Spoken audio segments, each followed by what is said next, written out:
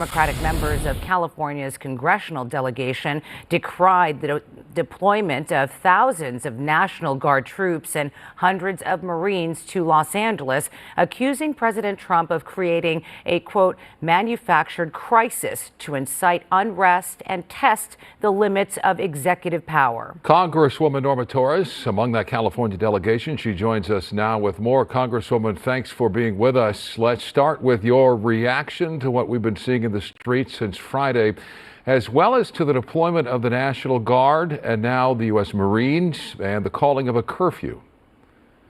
Yes, thank you so much for the invitation tonight. You know, it is truly a nightmare what is happening in Los Angeles, and it is unnecessary nightmare caused by the chaos that this administration unleashed on the city of Los Angeles when they decided to send ICE agents to conduct indiscriminate raids in targeting people simply because of the color of their skin. How did they think that Angelenos were going to react? No one is condoning the violence that is happening right now. We want that to stop, but we also want to encourage peaceful protest. We want to encourage people to show up. We want to encourage people to take notes of what they are seeing, how these agents are aggressively behaving against innocent people in our community. Take photos, take videos, because oftentimes that is the only way that we are able to track their loved ones to see if they had been abducted from our communities or not. Look, the curfew is all part of the emergency plan for the LAPD. They know what they're doing. The city has gone through this in the past, unfortunately, but they are very well qualified and know what they're doing. The fact that we have more troops in Los Angeles than we did in Iraq, that we did in Syria, ought to be alarming, not just to the city of Los Angeles or the state of California, but to the entire nation. We have... So, Congresswoman, beyond the National Guard, you take it a step further, though. You're calling for the end of immigration activity, as you mentioned there. And earlier on MSNBC, you said, quote, "This must stop. The president must call back these ICE agents. They must retreat in order for locals to be given the opportunity to restore order," because that's what we're demanding right now. Can you elaborate on that? And what if that demand is not met? Yes, the demand is not going to be met because it is not a convenient photo op for the president. And if it is not met, the challenge then lies on the locals to be able to negotiate with the multiple groups and personalities and different agendas that, reside within the city of Los Angeles. And I think that they're all working really hard to get there. That is why we are seeing a lot more religious groups hosting candlelight vigils. I think they are activating all of the community leaders within the Los Angeles and surrounding communities to begin to have these conversations or continue to have these conversations with these different groups, because what they are doing by causing this violence, this unrest, is they are silencing the voices of those people who are unseen, who continue to be in the shadow. And those are the people, that deserve to have their voice heard.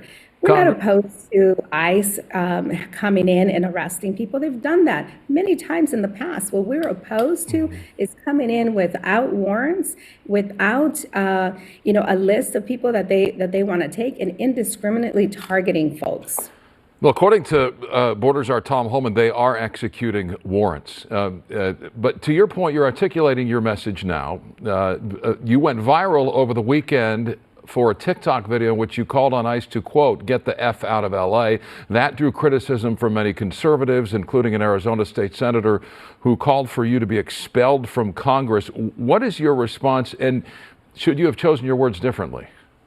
Absolutely not. I knew that this was going to be a prolonged chaos in the city of Los Angeles. I knew from what was happening when I was on that flight from Washington, D.C. to Los Angeles, when I made that video, I knew that things were only going to get even worse than what they were.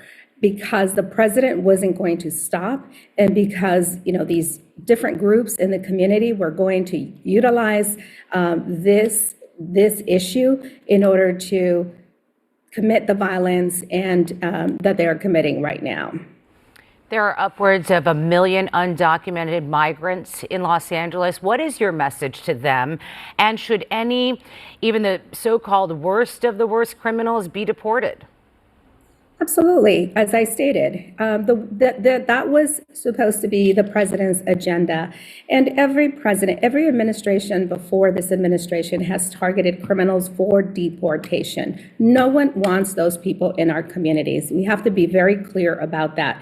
No one wants to see violent acts, vandalism, and assaulting of police officers when what we are seeing right now continue to happen. No one wants to see that. But if ICE had come in an orderly fashion, if they would have had warrants, and if they would not have caused the chaos targeting people, including American citizens, by the way, there was a recent story about a woman who was 2 weeks into, giving birth, American citizen that was arrested and detained by ICE, and then they had to forcibly let her go after the community there began to shout at them that she was a citizen and she was able to prove with her ID. This is unconscionable that we are targeting people simply because of the way they look or because the politics of the city of Los Angeles are not convenient for this administration. From a personal standpoint, you worked as a 911 dispatcher. What can you tell us about what law enforcement must be experiencing right now with all that's happening in the streets downtown?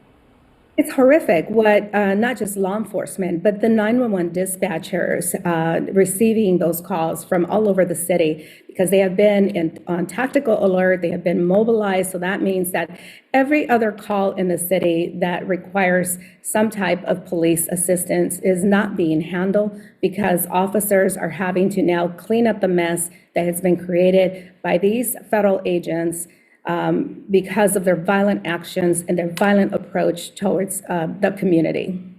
Congresswoman Norma Torres, thank you so much for your time tonight. We appreciate it. Nice chatting with you.